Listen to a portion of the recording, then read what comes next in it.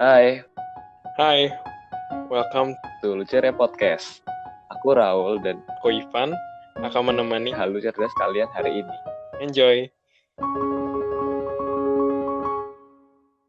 Halo semua, selamat datang di Lucere Podcast episode perdana. Jadi sebelum kita akan memulai masuk ke podcast yang spesial banget, ada baiknya kita kenalan dulu nih. Karena kata pepatah, tak kenal maka tak sayang. Oke, jadi aku akan minta teman aku yang perkenalan terlebih dahulu. Oke, ya. Kenalin, nama aku Ivan. Dan aku sendiri Dan Raul. temanku, ya. Dan kami ini adalah mahasiswa kedokteran. Nah, Wow. kami adalah mahasiswa kedokteran yang mencintai seni dan suka halu gitu. Aduh, itu. Dan kita di sini lebih bareng-bareng. penting. Nah, ya betul. Dan kita akan bareng-bareng mau explore berbagai hal, entah apapun itu. Ya, Nanti kita akan bahas di belakang dari berbagai macam sudut pandang, termasuk salah satunya adalah Christian worldview nih. Karena kita nih orang Kristen ya, Ul ya. Iya.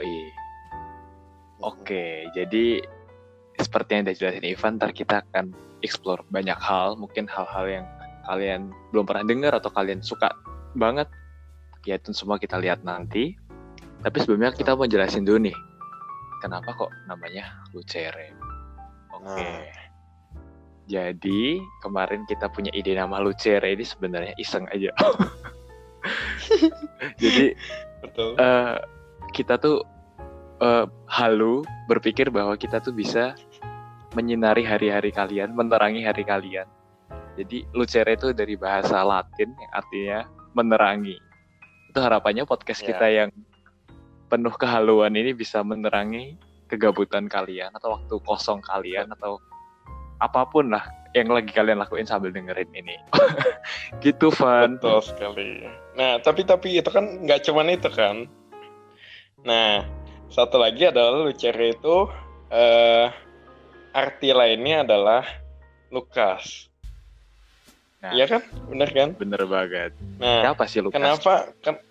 Kenapa Lukas? Jadi Lukas yang kami pilih itu bukan sembarangan Lukas. Yang kami pilih adalah Dr. Lukas yang menulis kitab Lukas dan kitab Kisah Para Rasul. Kenapa kita pilih Lukas? Karena sekali lagi kami adalah mahasiswa kedokteran. Kita menyandingkan diri dengan Lukas ceritanya. Iya, betul. Lumayan kan, maksudnya seorang dokter, ya kami akan menjadi dokter yang bisa menjadi berkat lewat sesuatu yang bukan dalam dunia medis juga gitu kan. Amin. Siap. Oke. Nah, sekarang kita mau ngapain nih? Iya nih, kita jadi sebenarnya kenapa kita akhirnya memutuskan membuat podcast ini walaupun sebenarnya kita sama sekali tidak berpengalaman di situ, karena itu jujur ya, kita seringkali kita mendapat hal baik dari sesuatu, misalnya apa yang kita tonton, apa yang kita baca, dan itu tuh kalau berhenti di kita tuh rasanya sayang gitu loh, kayak aduh aku tahu sesuatu nih, aku pengen kayak orang-orang juga tahu, karena menurutku tuh improve kehidupanku banget dan pasti bakal improve orang lain juga. Nah, itu awalnya di situ. Tapi ya karena kita mahasiswa yang suka halu dan berpikir macam-macam, jadi jadilah kita udah bikin podcast aja gitu. Tapi tenang aja teman-teman, kita di sini nggak sembarangan kan, Van? Betul sekali. Kenapa kita bisa bilang nggak sembarangan? Karena kami sebelum membuat podcast satu episode, kami melakukan riset. Iya, kita bisa dibuktikan secara saintifik. Ya, enggak sih. Tapi kurang lebih begitu. Kita nggak asal ngomong, halunya nggak sehalu itu. Tenang aja. Jadi kami riset dan kami sharing sesuai dengan pengertian kami dan apa yang kami pikirkan. Begitu. Jadi tetap harus ingat kalau ini adalah dari mahasiswa, makanya ya ada kurangnya mohon dimaafkan. Oke. Nah, kira-kira ke depannya kita mau ngapain aja nih? Maksudnya, jadi kita kan bikin podcast nih gak sekali aja ya. harapannya bisa rutin, bisa konsisten. Ya itu butuh komitmen juga. Jadi kita akan bikin komitmen. Kita akan bikin kita akan mengupload podcast kita sebisa mungkin. Berapa kali, Van? 2 kali seminggu. 2 kali seminggu, keren kan? Ya, luar dan biasa itu emang.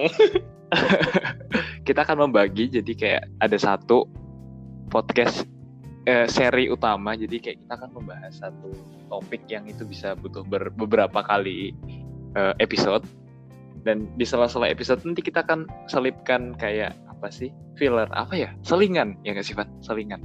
Betul. Biar nggak bosan. Episode khusus.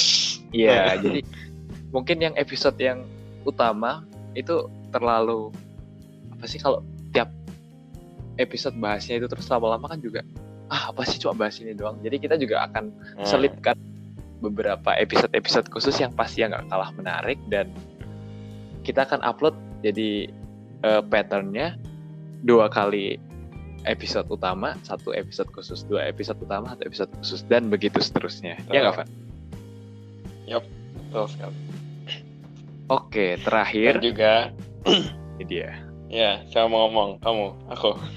Kamu aja yang promosi. Ya dah, aku ya. Jadi kan teman-teman dengerin ini di Spotify kan, tapi tenang aja, kita nggak cuman upload ini di Spotify, karena kami juga mengupload di YouTube. Dan YouTube channel kami adalah Lucere Channel, boleh di subscribe, boleh dicek di sana. Dan di sana nggak cuman hanya podcast ini doang yang dijadikan video, tapi juga ada konten-konten khusus lainnya gitu. Dan satu lagi adalah follow juga kami punya Instagram, yaitu Lucere Podcast gitu. Asik. Oke. Kita mau masuk nih ke topik utama. Betul. Jadi topik yang akan kita bahas dari podcast kita ini yang pertama adalah tentang suatu adaptasi karya sastra yang sangat terkenal. Itu adalah Les Miserables. Aku gak bisa baca Perancisnya loh. Iya. Harusnya itu bener, Wi. Iya, atau biasanya singkat Les Mis, ya kan? Ya. Itu kenapa, Van? Kenapa kok kita tiba-tiba memutuskan bahas itu? Kita kan bukan anak seni. Bahas itu. Iya, betul. Jadi entah bagaimana. Jadi kan gini, aku sebenarnya sama Raul itu sebelumnya belum pernah bertemu sampai di kedokteran. Terus aku sangat suka dengan Les Miserables ini, khususnya adalah musikalnya. Jadi kalau mau jujur, aku belum pernah baca bukunya sama sekali gitu. Jadi aku cuman mendengarkan, aku cuma mendengarkan musikalnya dan aku sangat suka gitu. Dan ternyata ada di mahasiswa kedokteran juga ada seseorang yang juga sangat mencintai musikal ini dan ternyata mempunyai track record yang sama. Ya betul. Dan ya itulah, karena menurutku musiknya bagus, lagunya bagus, dan ceritanya sangat mendalam. Betul sekali. Kalau kamu gimana? Ya, aku juga sama. Tapi dari sisiku, aku melihat ada orang yang, jadi si Ivan ini ternyata orang yang sangat suka dengan musik, dan waktu kita ngobrol-ngobrol kita sampai ke topik ini. Terus kayak, Ivan, kamu suka ini kan? Terus kayak dia, iya aku suka ini. Terus kayak kita suka dengan cast yang sama. Jadi di musikal ini dia kan dibikin beberapa kali. Favorit kita itu adalah cast dari yang anniversary ke-10. Itu menurut kita yang paling keren. Jadi dari situ aku merasa, oke, aku cocok sama orang ini. Dan kita pengen banget bahas ini. Iya Kak Van? Ya betul sekali. Oke, kita akan membahas Les Mis. Pertama kita tidak akan lepas dari si Victor Hugo. Dia adalah pengarangnya. Ya betul sekali. Cerita sedikit, jadi si Victor Hugo ini dia bukan cuma seorang penulis, dia juga adalah seorang politisi dan orang yang sangat berpengaruh di Prancis pada zamannya. Bahkan ketika dia meninggal, dia tuh dikuburnya di Pantheon gitu, dan itu tuh kayak udah suatu kehormatan banget gitu. Dan itu merupakan duka yang sangat besar untuk Perancis pada zaman itu, kayak mereka kehilangan orang besar. Dan selain karyanya Les Mis yang terkenal ini, ada juga karyanya yang diadaptasi sama Disney. Hunchback of Notre Dame itu adaptasi dari novel yang dia buat. Nah, jelasin dong Van, kehidupan dia tuh kayak gimana sih? Oke, dari yang aku baca tentang dia, itu sebenarnya di luar ekspektasi aku sih, Ul.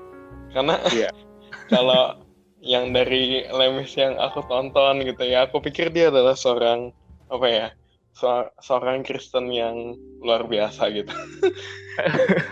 Tapi ternyata memang benar luar biasa sekali. Tapi luar biasa yang agak berbeda. agak gimana gitu ya. Iya, berbeda. Kenapa? Karena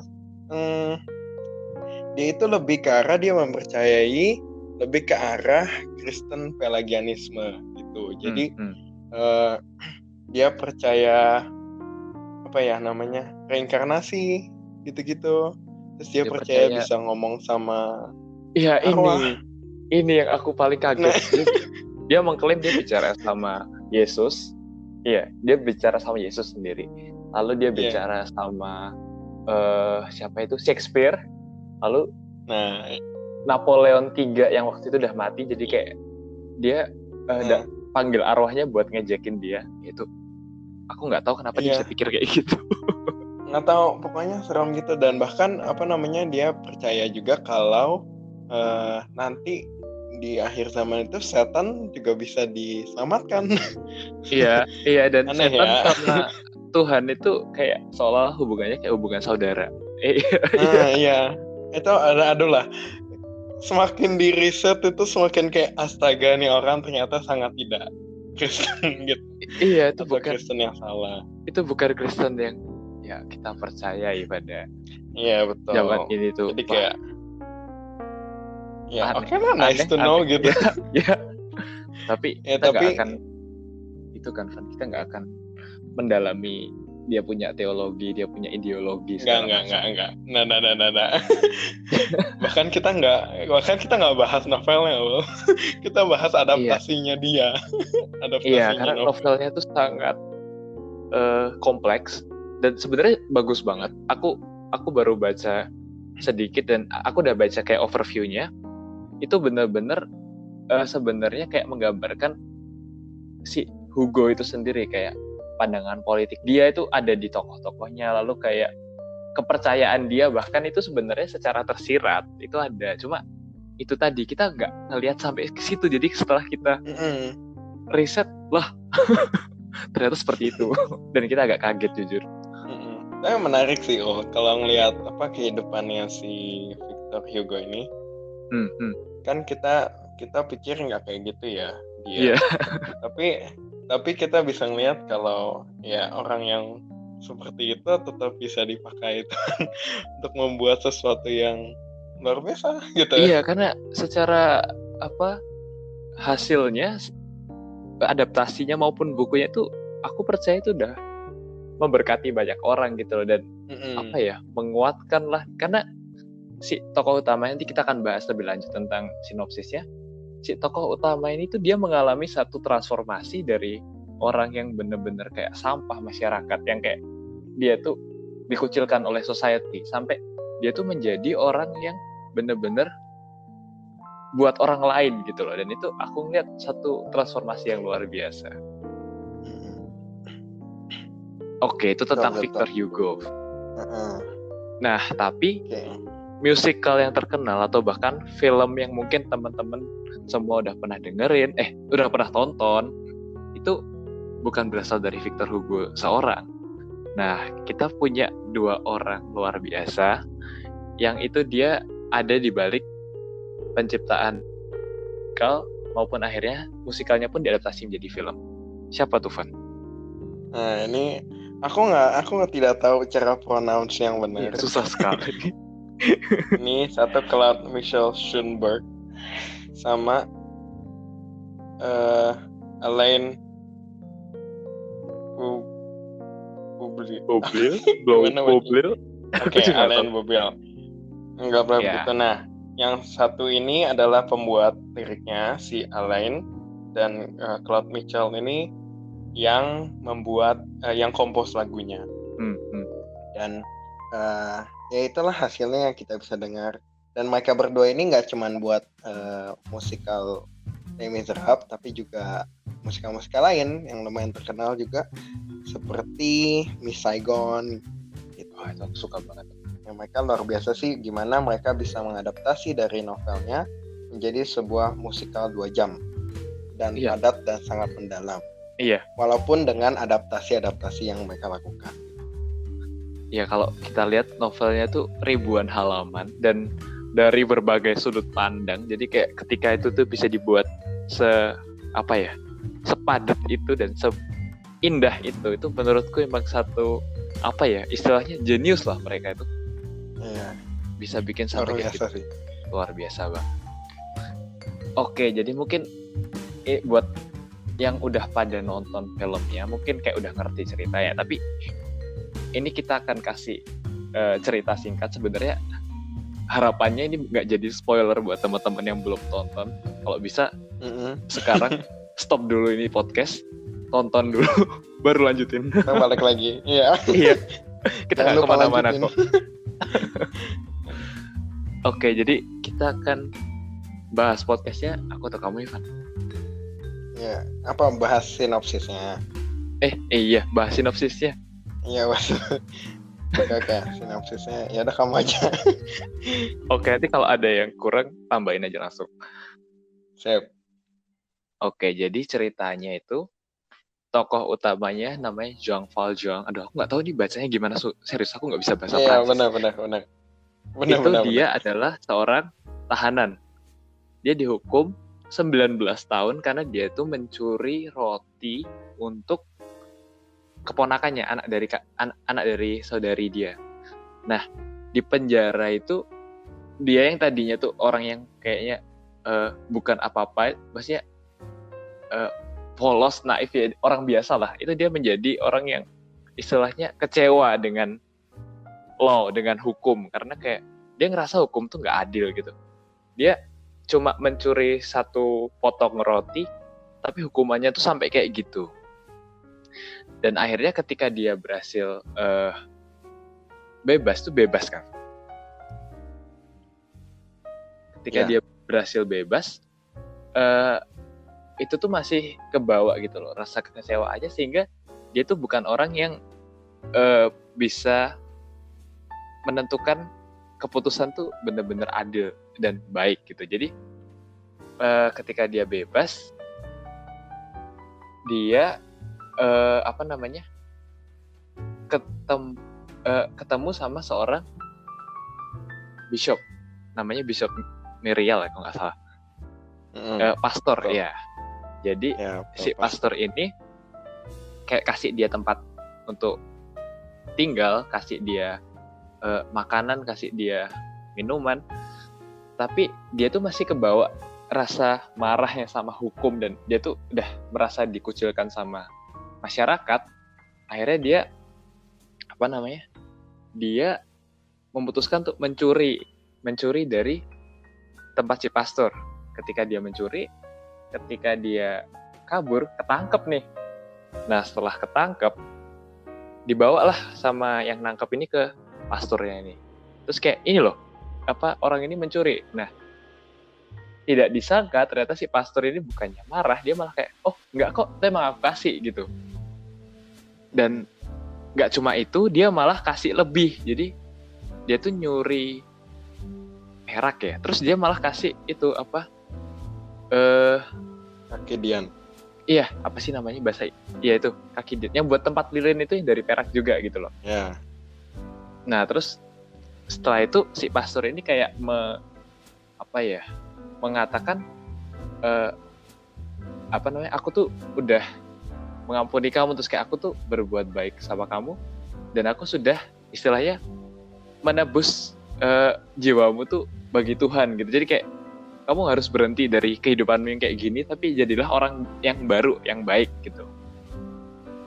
Nah, terus singkat cerita, dia si Valjean ini pelan-pelan dia berubah. Dia mulai meniti karir dan dia berhasil menjadi seorang pemilik pabrik, dan di pabriknya itu dia punya banyak karyawan. Pokoknya dia jadi orang yang sangat kaya, sangat terpandang, dan dia diangkat menjadi wali kota. Oke, itu adalah si tokoh protagonisnya namanya Valjean. Terus kita geser ke seorang perempuan bernama Fantine. Itu ceritanya gimana, Van? Ya, jadi Fantine ini adalah seorang perempuan yang